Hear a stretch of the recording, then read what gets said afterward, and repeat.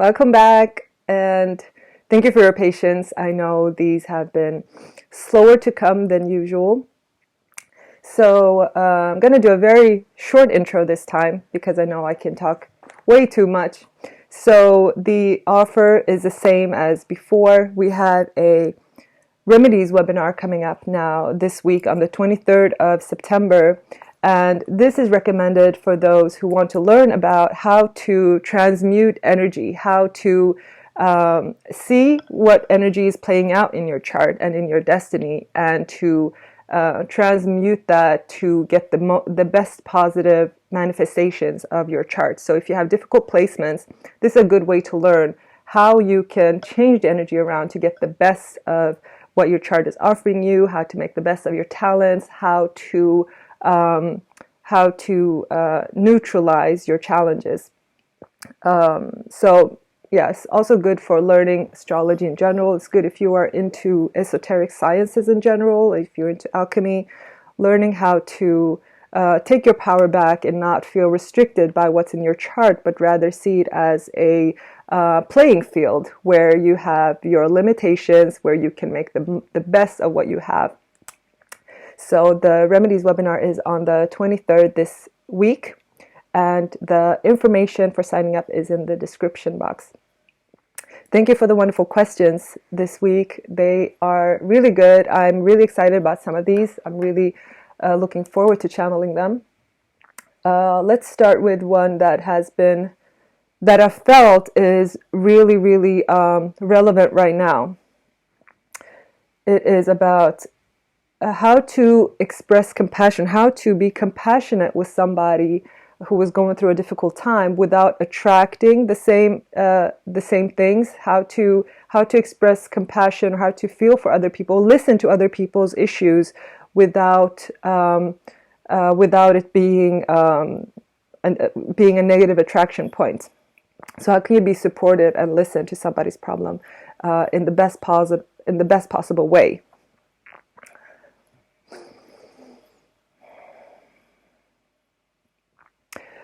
We often feel that when we are listening to someone's problems, that we owe them our sadness, as if us feeling sad for them would help comfort them, when in reality that doesn't do anything for them, apart from give them an indication that we do care. So what we can do instead is to acknowledge the difficulties they are going through and hold the awareness in our hearts that they are going through a very important step in their path that is beneficial for their particular path. Each challenge that every person is going through has a purpose. We must hold that awareness in our hearts when we listen to people's difficulties, that each challenge they are going through is an important step for them to move forward on their path, and each challenge will come with their blessings. Usually when people express their problems or their sadness, their focus is on the aspect of the issue that is painful. They are usually not telling you the aspect that is beneficial or a blessing. They are only talking about the part that is painful. Hold that awareness in your heart, that even though aspects of what they are going through are painful, there is also a great blessing they are receiving while going through this. And know that even the painful part, even the pain has a purpose to teach them something, for them to learn something that takes them further, or to make them adapt what they are doing or adjust their path to get back on the right path for them. Without pain, we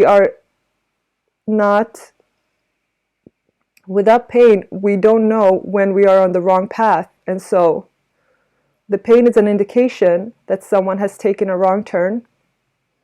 It can be an indication of other things, but oftentimes It can indicate that someone took a wrong step that is not beneficial for them, and the pain will steer them back into the most blessed path for them. So when you hear of somebody's issue, instead of thinking how awful this is and feeling sorry for them, you must instead be grateful for the learning that they are doing, and if possible, your awareness of the rightness of their path, of them being right where they need to be, your awareness of that will influence them to feel peace where they are.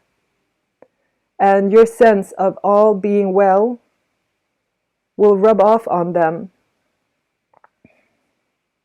And they will benefit more from your awareness of the rightness of all things than your sadness for them. No matter how something might look externally or how it might sound to you, you must know there is a greater intelligence, a greater awareness that is steering all things in the best possible way. And you must know that even though you do not have all of the information, you must trust that all is well. If you instead listen to their story and feel sad, as you usually do, as an expression of how much you care for this person, then you are bringing yourself down and you are enforcing for this person the wrongness that you feel about the situation that they are going through. You are making them feel like what they are going through is a problem and that it's wrong, instead of making them feel that it's a step on their path, and it's a necessary step, and it's a blessed step. Difficulties and pain are a part of your worldly experience. It's one side of the scale. The positive and the negatives that you experience need to be there, both of them, to balance each other out. They both have a purpose. If it did not have a purpose, it would not happen. Anything painful that happens has a purpose. You must hold that awareness in your heart. And instead of feeling sorry for people, salute their path, respect their path, and know that their path is different to yours. And so you may not know, you may never know what the purpose of their particular challenges are. But just know that it is right for their path. And although you might wish, like in your fairy tales, that people do not ever face pain or challenges, that is just not how your reality is set up. The shadow is a part of your experience, and so you must respect it. You must allow it to be there. You must learn from it, and you must see the love it has for you in the way it guides you. I felt like that was all on that topic. I hope that was helpful. This has been new for me as well. I've noticed that when I don't do it that way, when I feel sad for other people, I attract their issues very quickly. I attract things very quickly now, so I have to be very careful, very mindful. And I think this was an important thing to know, because a lot of us empaths, people who care a lot, people who are emotional or want the best for other people, we tend to draw in the other people's issues. It is also important to remember that other people's issues are not your own. Feeling sad for other people is completely unnecessary. You might feel sad in the sense that there is a level of grief in the shadow, is a level of grief when things are painful or when things are challenging. That is fine. We can express that grief. But do not mix in those thoughts of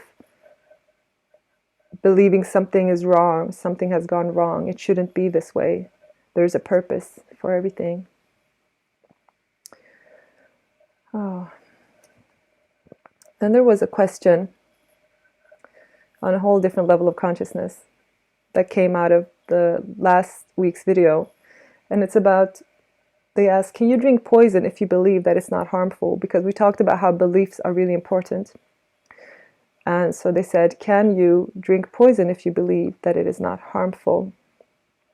Now, I have my personal answer to that from my experience with Spirit, but I will let Spirit speak on this themselves. The illusion is that you can believe that something is not harmful when there is a consensus in your society and your culture that something is harmful. So, if you are all calling something a poison and you've gone through life learning that this is poisonous, then no, you cannot simply just decide that it's not poisonous and drink it and then expect to be fine. You must understand how your beliefs work. It is not about telling yourself on a conscious level that something is good for you. That can work over time if you repeat it enough times, but your personal repetition of a belief can usually not compete with the messages from your society over many years of established truths about something being harmful. And so it is unrealistic for you to override these established beliefs on your own. However, if you were completely oblivious to what society's idea of something is, then you can remain unaffected by it. However, that situation in reality is usually highly unlikely, because the awareness of something being poisonous will usually slip in different ways.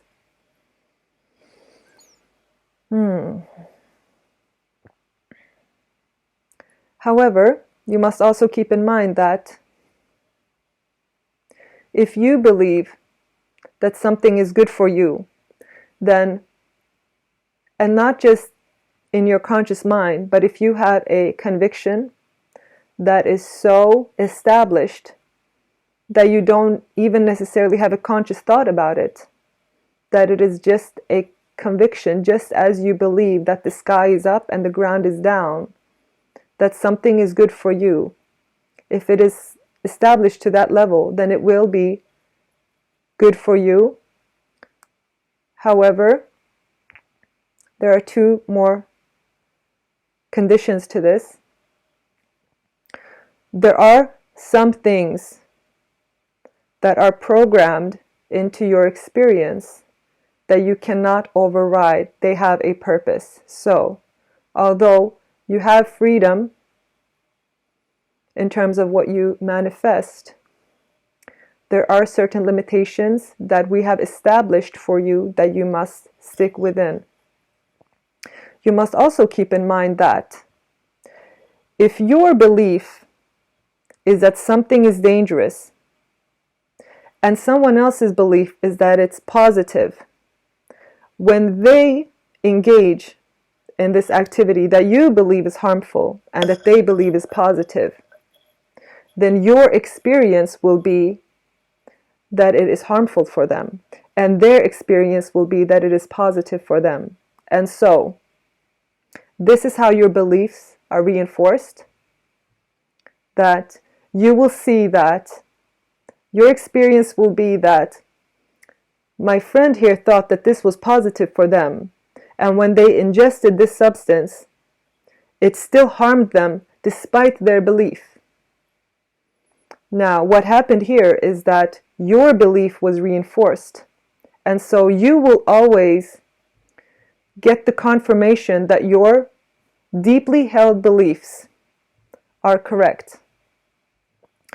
And this is why, with your conspiracy theories and your beliefs about an evil being out to get you, and a fearful thing, a threat looming over you, when this is a deeply held belief for you, this will be confirmed in your experience. It will not be until you are willing to challenge that belief, until you are willing to be open to being wrong, that you are even able to perceive another reality. You must be flexible in your beliefs in order to be open to different realities. And so, two people can have very different experiences of reality, and both will be confirmed correct by their experience.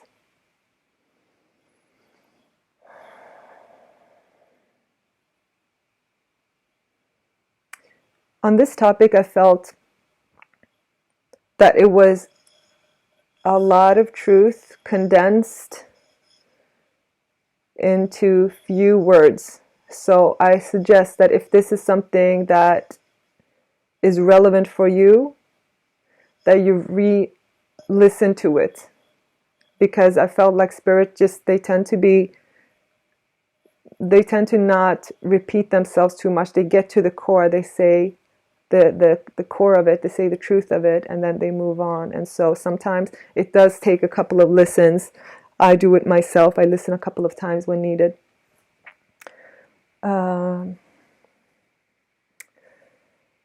Let's see. Oh, here's another really good one. Shall I wait with that one?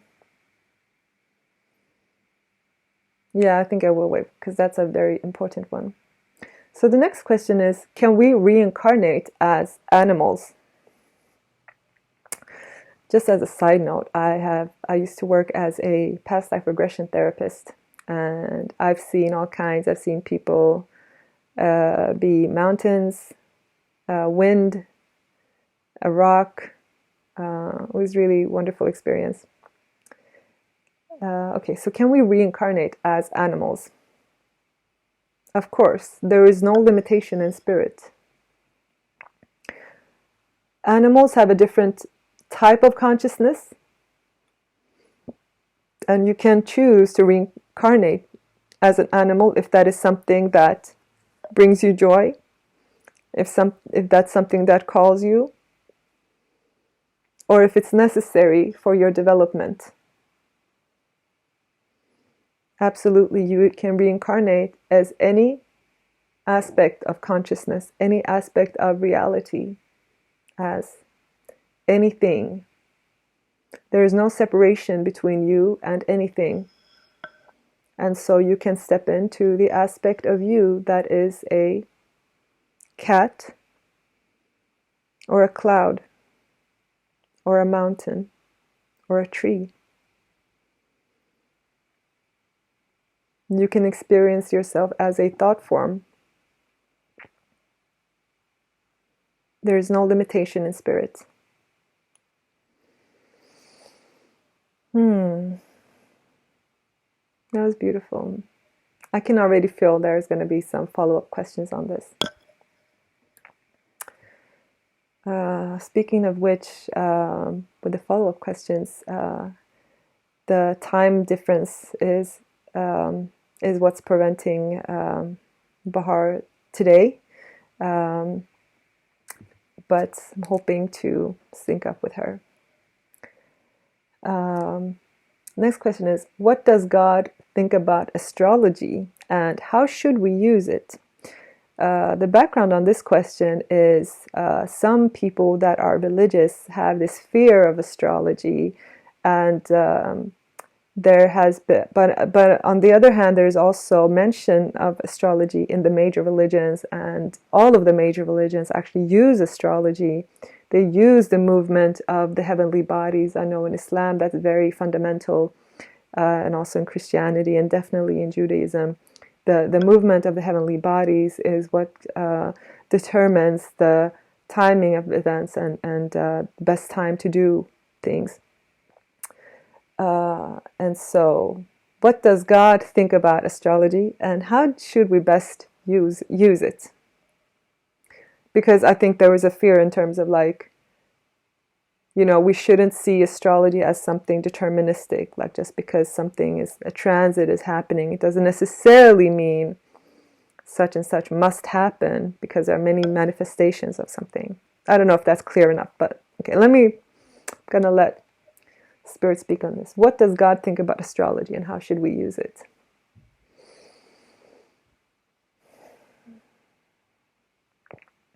I rejoice in your use of astrology. If it gives you joy, it gives me joy. I am in you, and so what gives you joy gives me joy. I rejoice with you when you use it.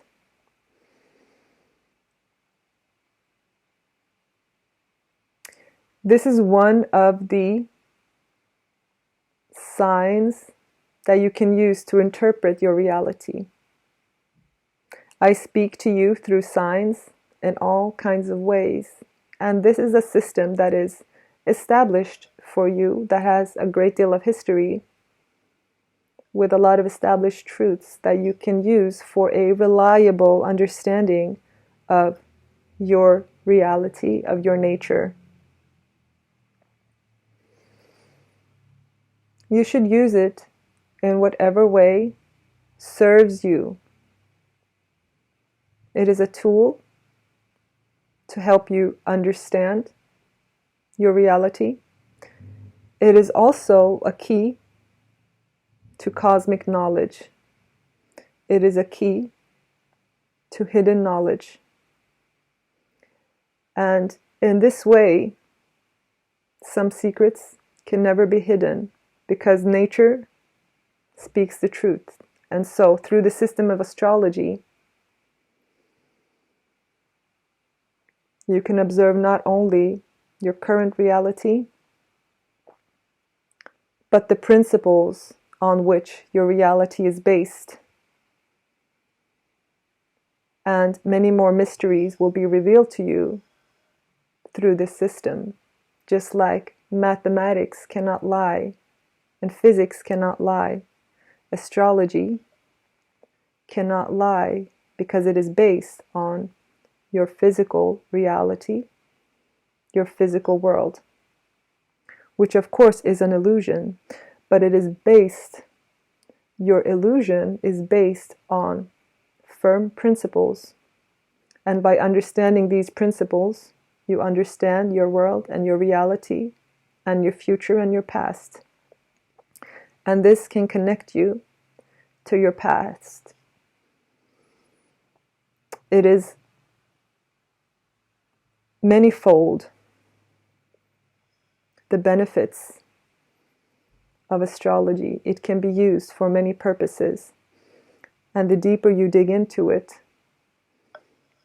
the more things will open up to you. You will find when you study astrology that secrets will reveal themselves.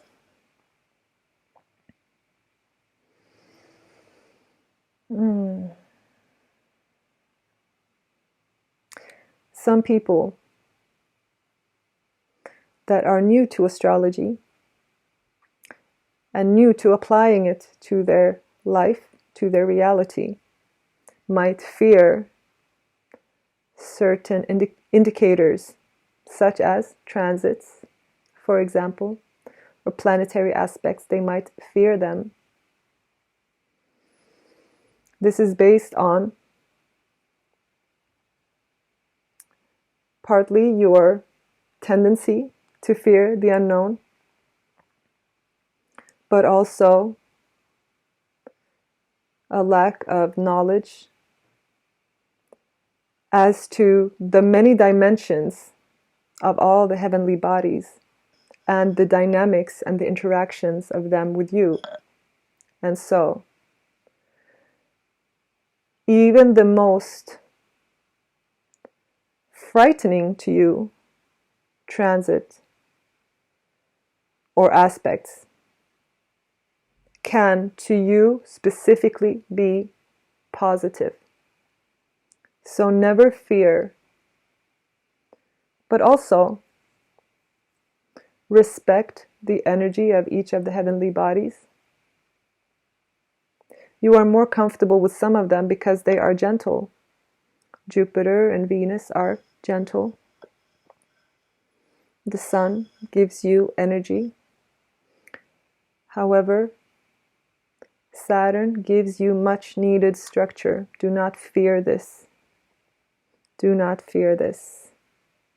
Just like you would want your children to have structure when they grow up and to learn limitations and to learn when to do what and when to go to bed, so do you need structure in your life. And so, as uncomfortable as it might feel, know that it is a loving grandfather guiding you.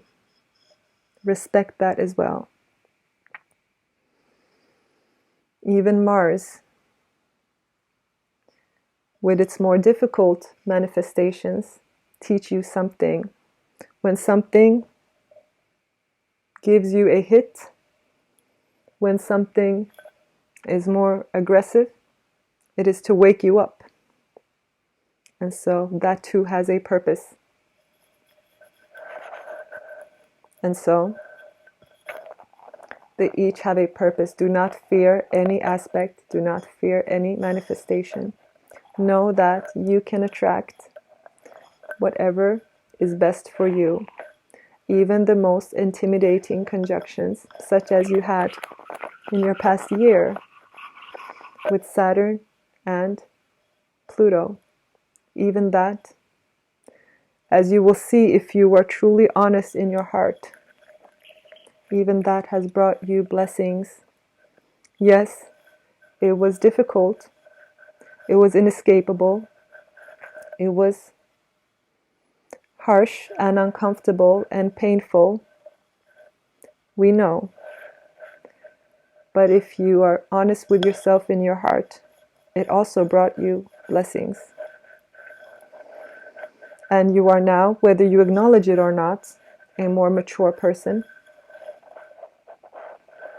You are better for it. If you are to acknowledge the negative, be fair and acknowledge also the positive, because there is balance. You cannot go through negativity and challenges and not also receive the blessing. Acknowledge that. You will only harm yourself by acknowledging only the negative. Not only will you be inaccurate, but you will also be harming yourself.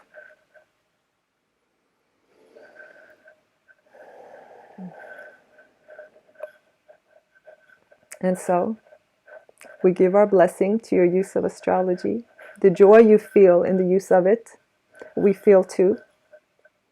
We feel it in your hearts. That is where we are hiding. So do whatever makes your heart sing, and you will make me happy.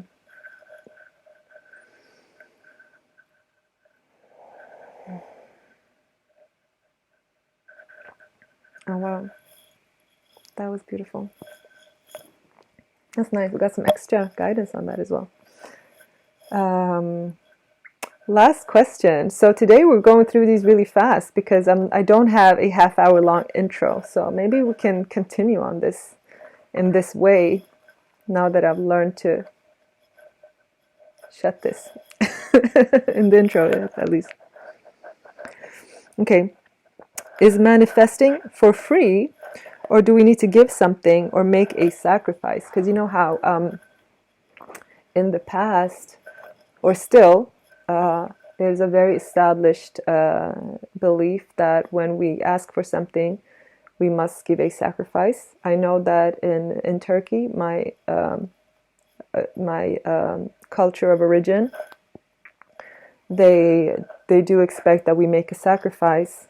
We give a sacrifice in order to get a wish that we want. I know that Natalia talked about that a lot as well, in terms of you sacrifice something, you do something, and then you receive it. I know that's common in Native American cultures and in ancient cultures as well, because I went to Göbekli Tepe and I saw the sacrifices that I saw in my mind. There weren't any sacrifices going on at the time, but in the past they would make sacrifices there. And so, is there some truth to that? Because in the culture I've grown up in the Western culture, we can just pray for things, we can manifest things. There's no talk of any sacrifice. So this is a good question. I'm wondering this too, actually. I'm very curious about this as well. I'm just going to take a sip of coffee just to recharge.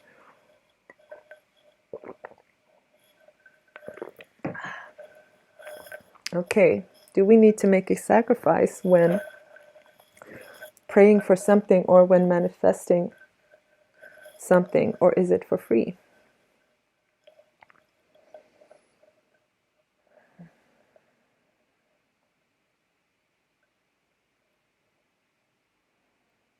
I think I need to give examples because I'm getting like a mixed bag of things on this. Okay, so let's say if I want,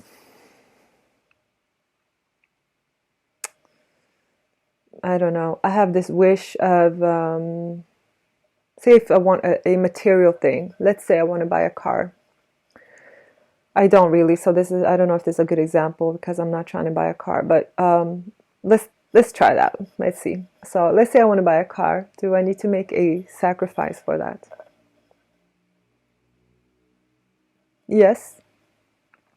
And you do, by arranging the finances, paying the price, and so you receive the car when you have paid your dues by perhaps paying the price. Okay, so I thought of another example now. So I know I received some ancient rituals, Native American rituals, where you pick flowers, you pick plants, and then you make a sacrifice of these. That's a part of the ritual. You make this sacrifice. You don't ask for things. You express gratitude and you sacrifice some. So you give, and you give thanks, and you give some kind of like the flowers that you picked, or the plants. So what's the theory behind? What's the idea behind that? What's the truth behind that? When you acknowledge what you have, by giving, you're opening up the channels to receiving. You are setting into motion the dynamic that brings in something. It's like when you open a window, you are giving out the air that is inside, but you are also receiving what's outside. So you must give in order to receive. If you consider that there is no emptiness in your life, in terms of energy, there is no emptiness. Something has to go out for something else to come inside. So, by acknowledging the blessings that you have and giving thanks for them, and by offering a gift, you are then acknowledging the abundance that you have, and more is given to you. So, giving something away is a confirmation of the abundance that you feel. Wishing for something without offering something tends to be from a mindset of lack, saying, I don't have something to give. I am lacking. I need something to come in. And that in itself attracts more lack, or the experience of lack, because there is no true lack. It attracts the experience of lack. And so you must practice the feeling of abundance, gratitude, expressing thanks for what you have, and that will bring in more. Okay, but how do we use this information? How do we, like, if there's something I really, really wish for, do I need to make a sacrifice? Do I have to make a sacrifice?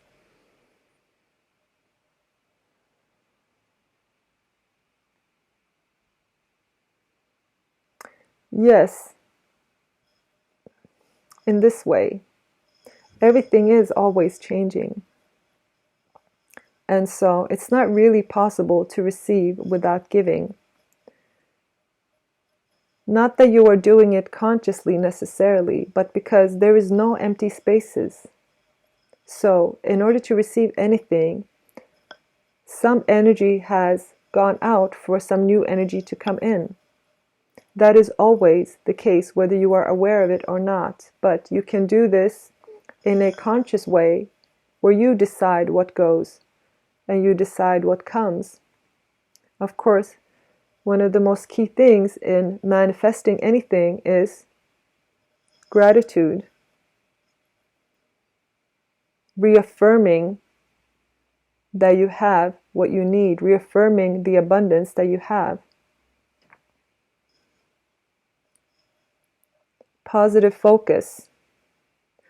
Focusing on anything draws it to you. Whatever you give your attention to, your thoughts, your look, your visual attention, your speech, whatever you give your attention to, you are pulling in, you are merging with. And so many of you are very sloppy with this because you do not know your power. You cannot see your power. You do not believe you are powerful. But if you were to test this and be very conscious of what you put your attention to, if you are very selective about what you put your focus on, then you will find that you are extremely powerful, and only that which you give your attention to will manifest.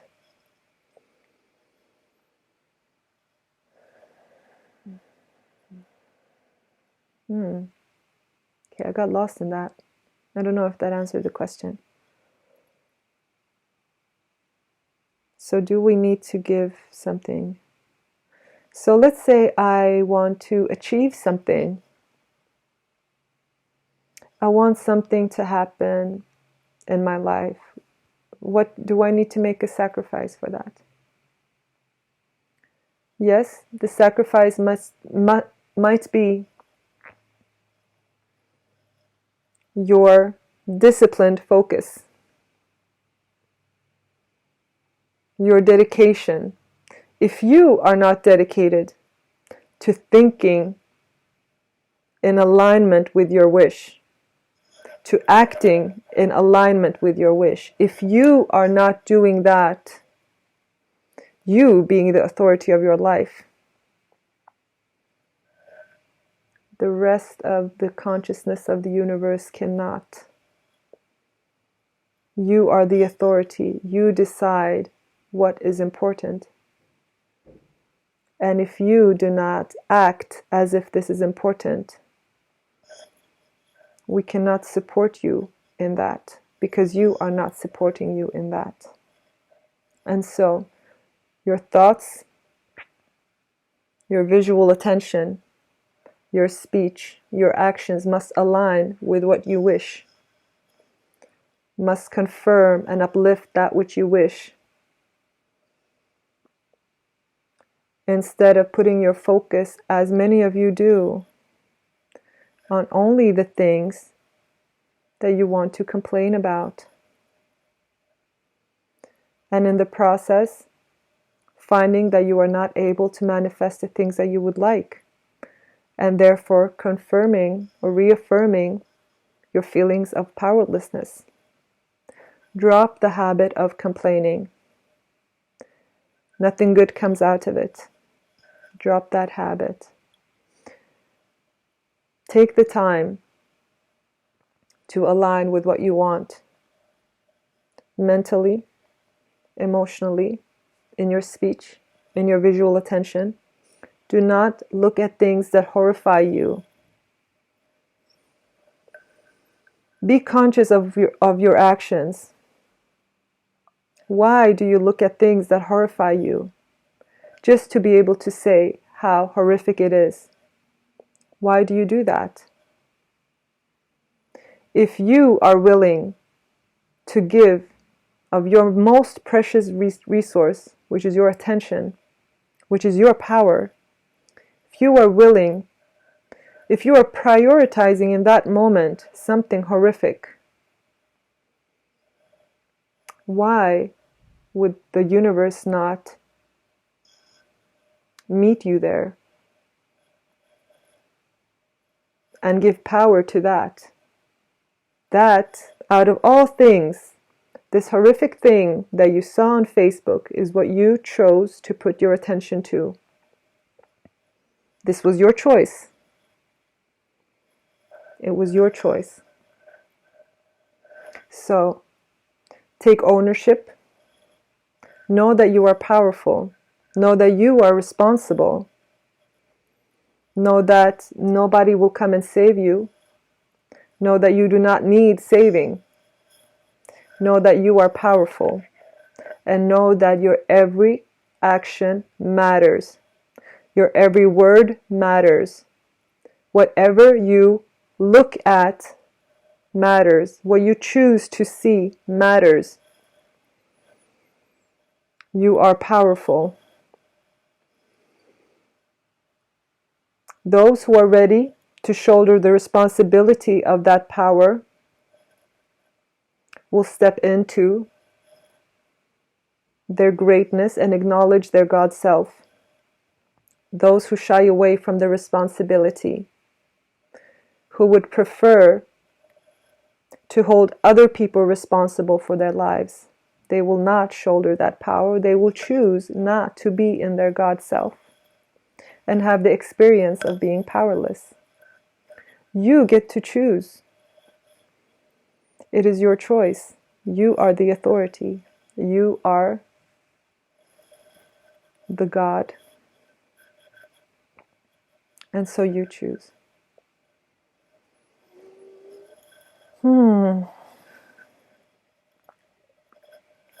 Oh, wow. That was really profound. I think I'm going to leave it at that, actually. I feel like I need to listen to that again and again. That was, so clear. That was such a clear message. Whew, I like that. I like that. And that was all of the questions. Thank you for the wonderful questions. Keep them coming. I really enjoyed these questions that I got on the last video. If you want to learn how to transmute energy as an alchemist, if you want to learn how to take what is given in your chart or with any transit coming up and transmute that to something positive, which is very appropriate with the theme for today, actually.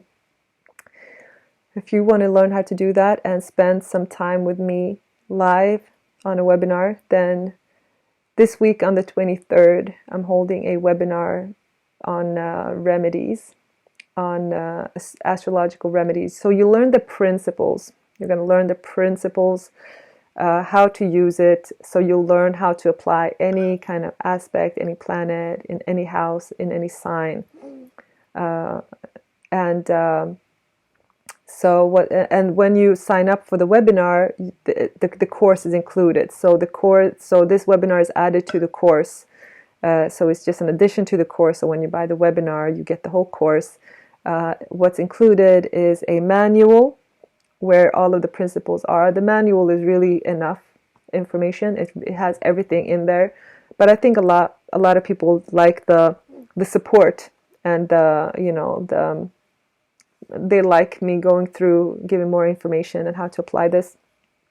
So apart from the manual, we also had a previous webinar that I've done before my health started acting up. So keep that in mind. That was before my health started. It was just when I was on the verge of, and so this, and you also get this new webinar this week. So it'll be 2 webinars and a manual, and you can join live this week. I look forward to seeing you there. If this is if this is a skill that you want to learn, if you're interested in alchemy, if you're interested in the esoteric sciences, or if you just want to learn how to manage your own chart and deal with some of the challenging patterns in your own life, this is highly recommended. This is how I got into astrology. This is one of the subjects that I'm most passionate about in astrology, because I want to heal. I want to heal people. I want to heal myself, and I think it's very important information. So if this is for you, if you feel the way I feel, I look forward to seeing you there. Any other information is in the description box. I look forward to your questions and your comments and all the love, all the connecting with you guys. I love the messages I've been getting. I love them, even though I can't always answer all the emails unless it's something urgent. I love the comments. I love seeing it. I love the support. I love all of the connections that I've made. Thank you from the bottom of my heart. You guys are awesome. You guys give me a lot of joy in my heart. Bless you. Bye.